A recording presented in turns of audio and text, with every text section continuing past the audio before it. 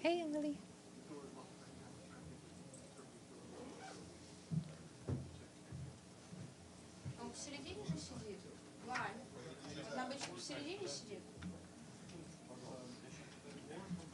We are starting our briefing soon, just so you know. We are starting our briefing soon, just so you know. We have a briefing now at 10 o'clock before the Mr. Lavrov. So we have a briefing, a guest right now. So guys, we have a briefing now at 10 o'clock. We have a briefing now at 10 o'clock. Another guest. So if you can finish up your preparations right afterwards.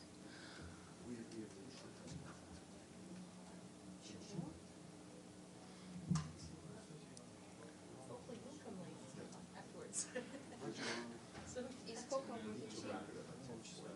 10:40. Okay. 40 minutes. So hopefully less. Yeah. So the faster we start, the faster we end. Okay. And you're basically ready? Yeah. Our guest is online. Could you?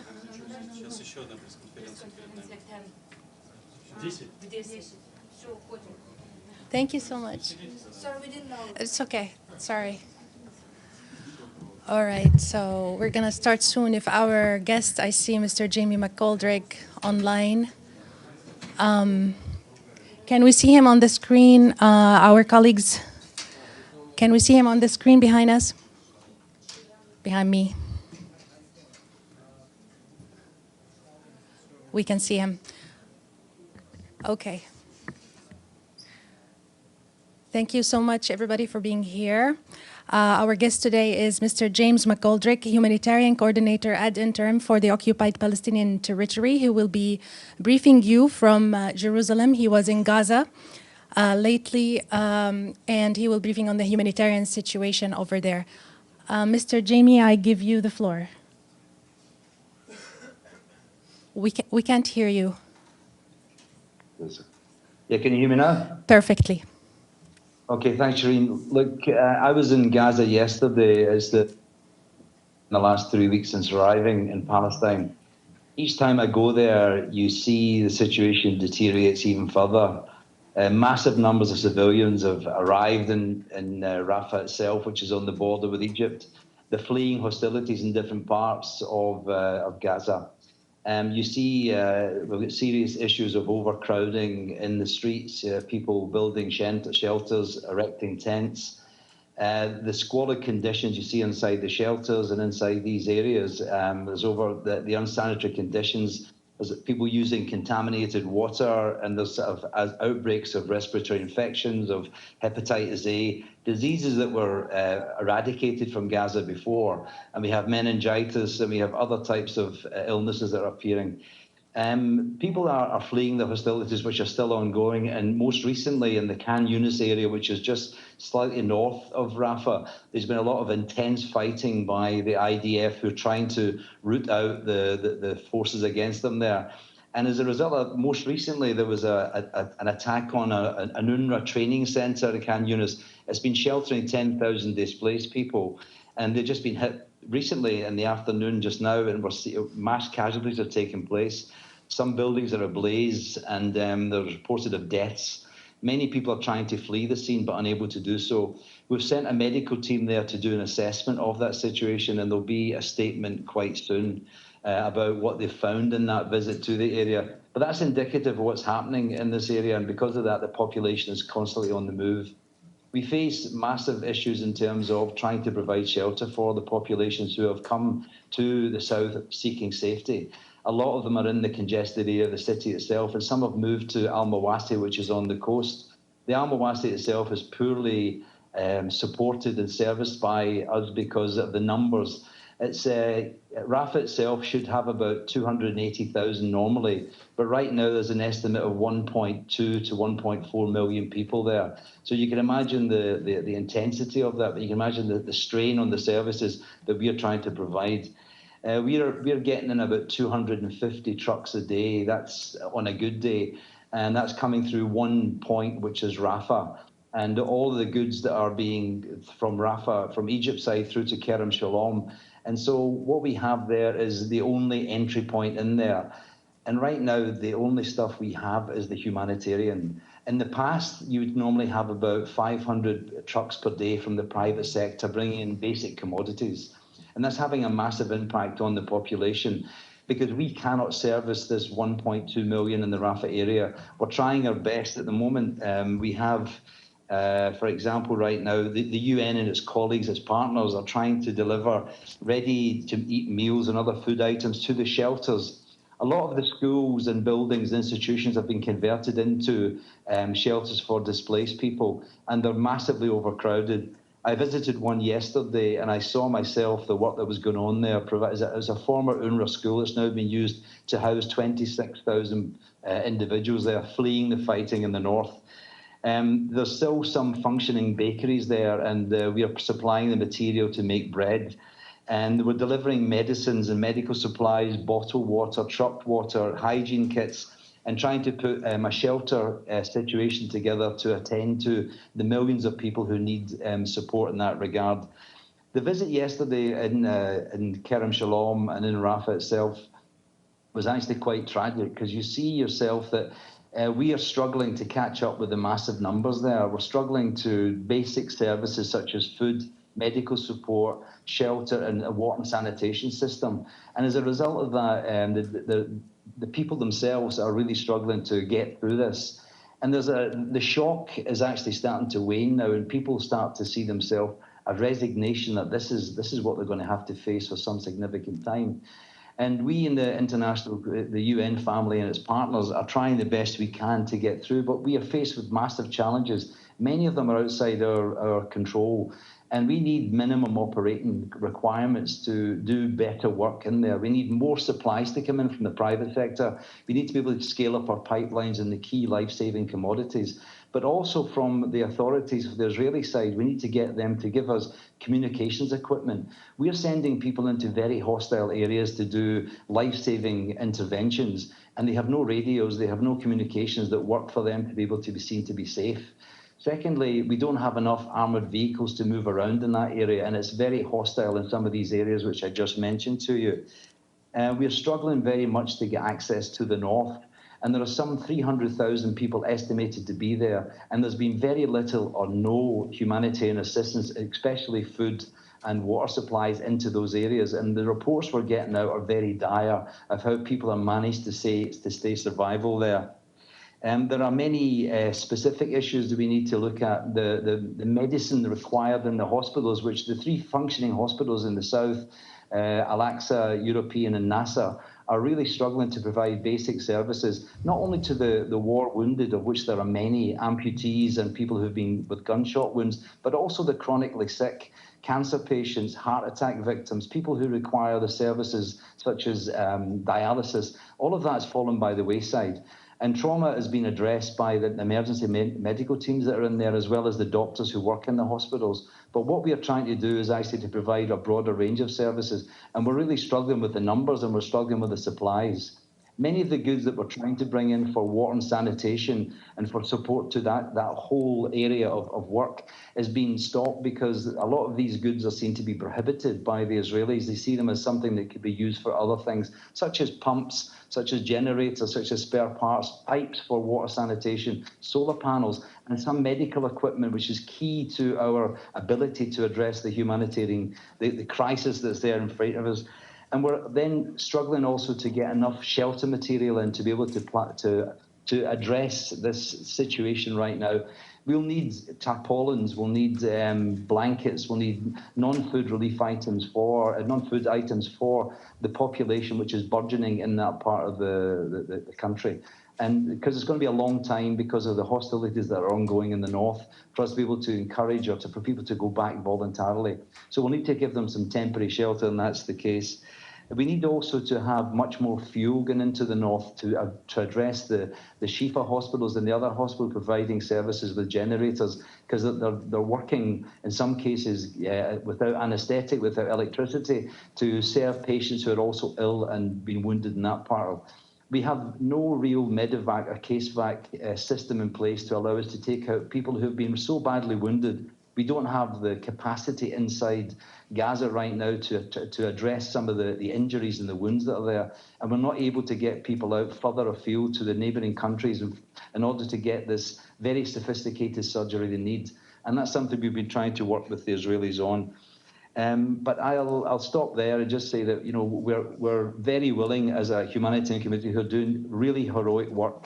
You've got national staff there who have lost staff, who've lost family members, who have lost their livelihoods, who've fled to the south as well. But day in, day out, they're coming to the work to do this work along with the international partners. So I would stop there. Thanks. Thank you, Jamie. We're going to take a few questions. Edie, would you like to start?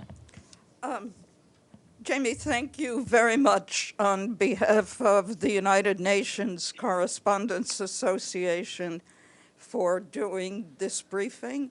My name is Edith Lederer from the Associated Press. First of all, on the bombing attack today on Al-Nasser, it is Al-Nasser, yes. Is there any further indication of how widespread this was in the area? Was it just the hospital or the whole surrounding area, and what would that include? And I wonder if you've met, I know you've met with Sigrid Kaag. We all realize how tough her job is going to be. What do you think that she can really accomplish in speeding the kind of aid that you're talking about is needed into Gaza? Jamie?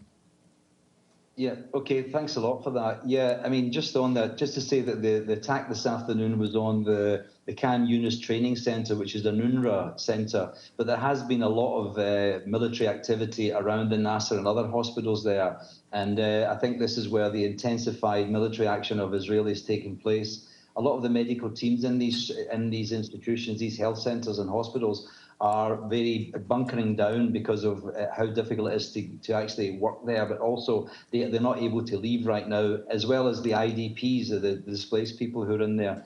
On Sigrid Kaag, I worked very closely with Sigrid. She came with me yesterday to Gaza to see for herself. And then next Tuesday, she'll brief the Security Council on her first week or so in the job. But I see her work very much complementing the work that I'm doing here. I'm focusing on the operations inside Gaza. She's very much focusing on the outer ring, which is the regional parties, which is the donors, the supply chains in there. And hopefully she can actually ease up some of the constriction that's there and get us more access points, more pipelines into coming through Rafah, coming hopefully through the north part of Gaza, Erez and Karni and other crossing points. Because right now, having only this one entry point for goods, which is Kerem Shalom, is not sufficient for the numbers that we need. And once we start growing the pipeline, and once we have the private sector trucks that came in there, this one crossing point will not be sufficient, and there'll be the possibilities of log jams and bottlenecks. Thank you, Jamie. Do you have a follow-up question? Okay. Gabriel, go ahead, please. Thank you, Mr. McGoldrick, for this timely briefing. Gabriel Elizondo from Al Jazeera English. Two questions. Regarding the attack today, you said it's a training center.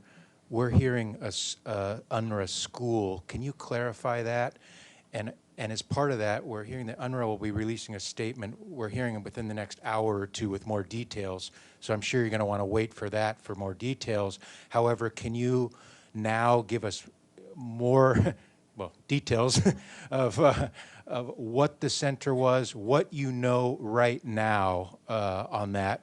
And very quick second question is, we're hearing reports about a couple dozen Israelis who blocked some UN aid convoys trying to get in to Gaza today, blocked one of the crossings. Have you heard anything about that? Yeah, maybe on the first, your second question first. I mean, we have regular problems getting access with trucks, convoys to the north. That's been a feature of this crisis since the start of this year. The percentage success rate of getting convoys into the north, it depends on two things. One, the commodities, but also because of what military activity has been happening in that area. We're getting about a success rate of about 25–30% of convoys that get through.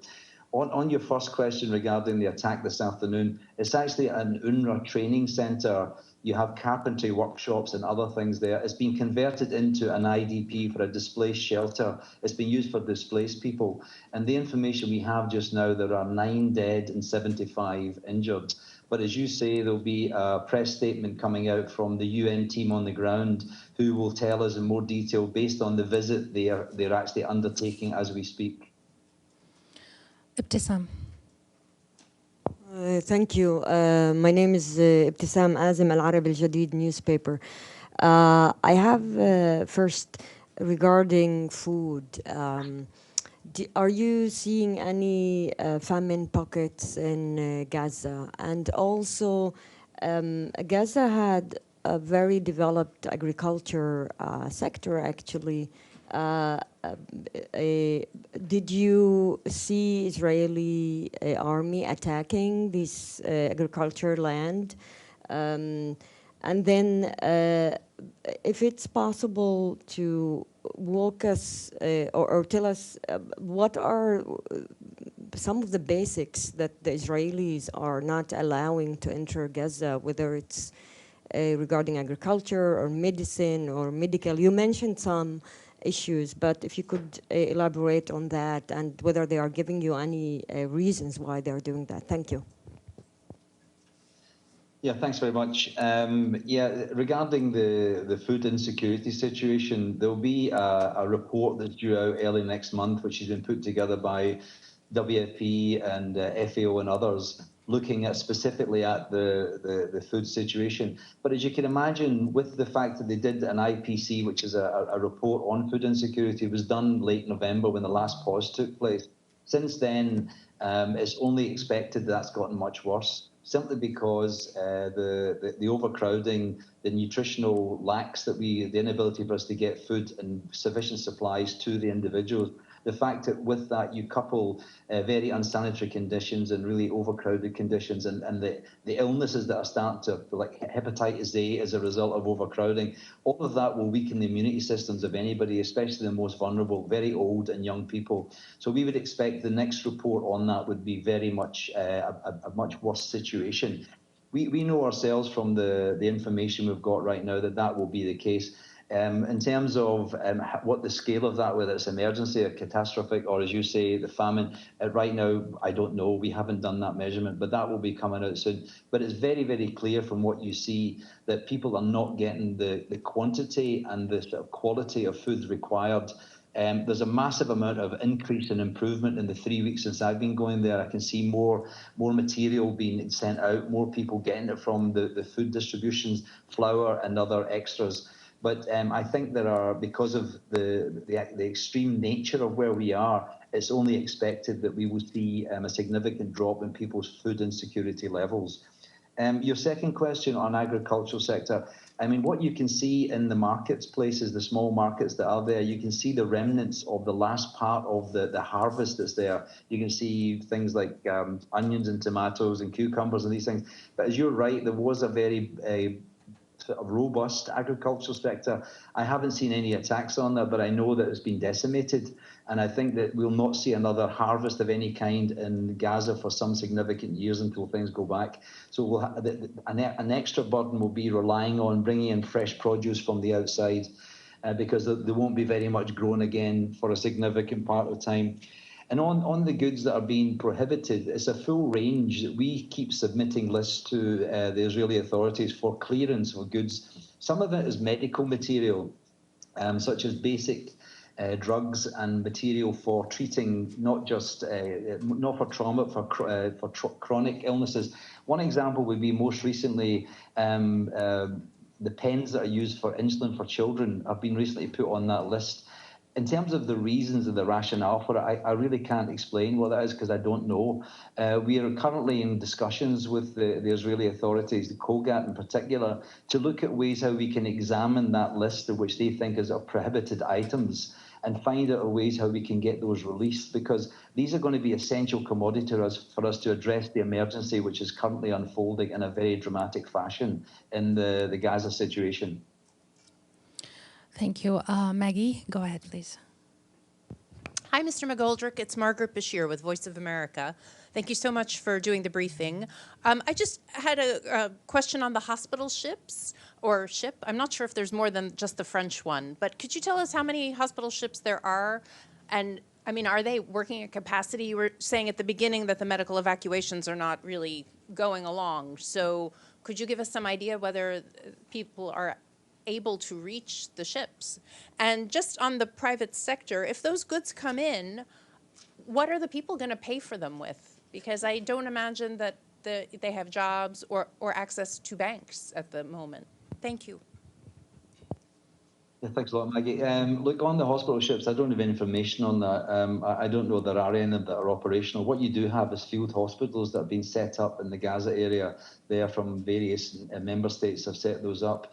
The big issue is trying to get people out to neighbouring countries who have got severe injuries. And we have a Medivac and a CaseVac list which we've submitted, and it has thousands of people on that. But so far, the number of people who've been able to get out and cleared to have emergency operations outside is a trickle at that point.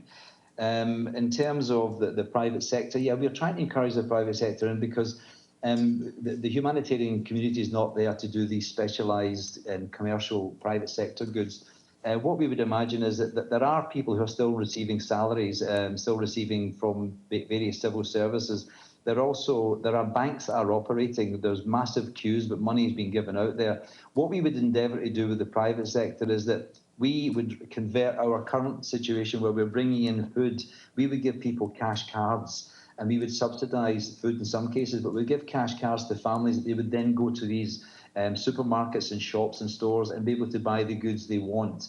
And that way would encourage some sort of economic dynamism within the situation as well, rather than being fully reliant on bringing in bulk goods for the United Nations partner system. Thank you. Let's go to the screen first. Abdelhamid, I believe you have a question.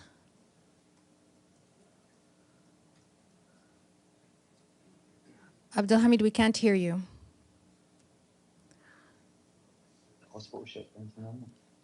Abdelhamid, maybe the colleagues we can hear you now. Please go ahead. Okay. Thank you, Mr. McGoldrick. My name is Abdelhamid Sayam from the Arabic daily Al-Quds Al-Arabi. And first, I want to ask you if you have seen some signs of diseases spreading in Gaza, especially among children, like dehydration or severe malnutrition. And also, if you address the issue of universities, which has recently been demolished completely in front of the world eyes, and I didn't see any outcry about these universities. It was like Islamic University and Al-Isra, the one which was demolished on Thursday. And you have described everything that could be under the title of crimes against humanity. But people don't put that title to their briefing. Why is that? Why Israel should escape describing what it's doing now as crimes against humanity and war crimes? Thank you very much. Yeah, thanks very much. Maybe first on your question regarding illnesses we've seen. WHO and other health partners are actually doing some tests of individuals who are sick. As a result of the conditions they face, which is unsanitary conditions, overcrowded, poor nutritional status, as well as a very cold time of year, a lot of illnesses that have come out are as a result of those conditions. We see a growth in the number of respiratory infections. We see also bloody diarrheal diseases. We see types of dysentery, and we also see hepatitis A, which is, as I mentioned earlier, as a result of those, result of overcrowding. So, and meningitis has also been spotted as well. So, right now we don't have the capacity to do the testing we have to do and we need to do. But what we are testing, and what we are seeing in terms of that, especially among children, is very, very serious indeed.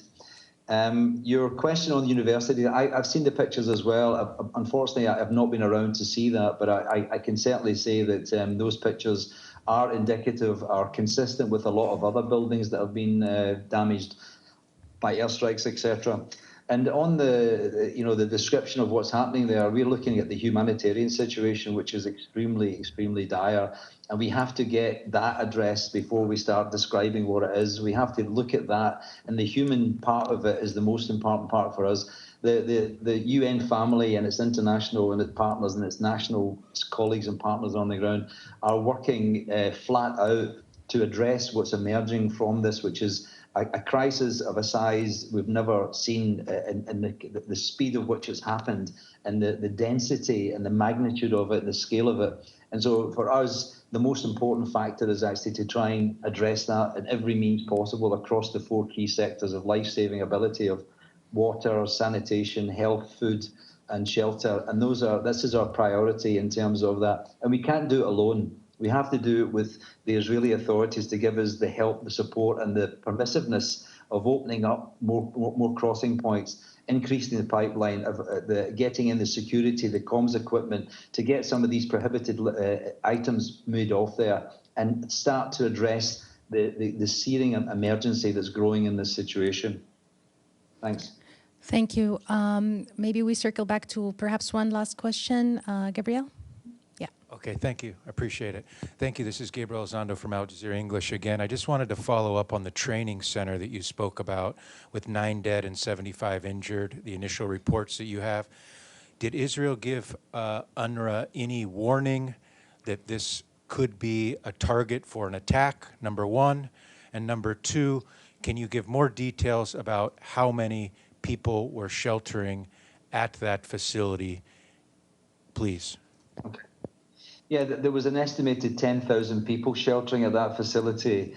These buildings are all part of a deconfliction system we have here, which covers static targets of premises we have, and also covers the movement of people and people who are doing humanitarian work.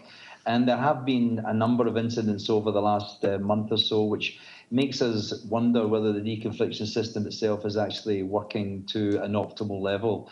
And this is yet another incident whereby a building which has been used for humanitarian purposes been seen to have been damaged or struck. As a result of that, we have, as you say, 9 injured and 75. I'm sure there'll be more, but we'll get more details as the team comes back from that site and gives us a sense of what it is. And equally, that statement will come out from the UN colleagues on the ground who've undertaken a rapid assessment to tell us what exactly the situation is like. Thank you, sir. I think you misspoke, so I want to clarify it since it's on. You said 9 injured, 75 dead. You meant to say 9 dead, 75 injured. He said 9 dead, 75 injured. Yeah. Yeah. My apologies. Thank you. No worries. If there are no more questions in the room, maybe Ibtissam. Just a quick follow-up. This is Ibtissam Azim again. You already said it, but I just want to make this clear. When you talk about deconflicting systems you have, it means that the Israeli authorities knew very well that this is a training center or UNRWA facility, and that there are about 10,000 people who took refuge in this school or training center. Is that correct? Thank you. Yeah, we have a system in place whereby we notify the authorities of the buildings we are using for humanitarian support, humanitarian service delivery, and humanitarian premises where we occupy. So they're on that list, and we also have that same deconfliction system in place when we have our vehicles, humanitarian vehicles, moving about in support of the humanitarian activities we have. Mr. McGoldrick, thank you for your patience, but we have one more arrival, Pamela Falk from CB as news. I'm sorry. Thank you for the briefing. I was upstairs watching. My question is about the Kerem Shalom crossing. It may have been covered, but when I was walking up and down, what crossings do you need to get the most aid in? What we need is as many crossings as we possibly can. At the moment, we are serving a population of 2.2 million people through one crossing point. That's Kerem Shalom. It's not sufficient for that. The logistics required to get goods to that point is it's not very effective and it's not very efficient. We're working the best we can to make it happen. The authorities are working with us to try and maximize that possibility. But it's clear as we move into the northern part, once we want to get access and do more support there, it doesn't make any sense driving from the south when we have already openings in the north in the Karni crossing and also in the Erez crossing. And that Erez crossing is close to Ashdod, which is a major port. And at the moment, the food that's coming in for UNRWA is already arrived and it's there on the docks, and that will have to be shipped down from Ashdod down to Kerem Shalom, whereas it makes much more sense to ship straight through the northern part of Gaza Strip, either Karni or Erez. And there is more ships coming into Ashdod with bulk food supplies. And to move those, you're talking about the current food load that's on the pier or the docks at Ashdod for UNRWA is about 400 to 500 trucks worth of food. And you can imagine the cost involved in that, even the environmental issue, but the logistics involved in that. And it's not an effective and efficient way of doing things when there's a ready-made opening in the north of the strip. Thank you. I appreciate it. Mr. James McGoldrick, Humanitarian Coordinator ad interim for the Occupied Palestinian Territory, briefing us from Jerusalem. Thank you. Thank you. Thanks very much.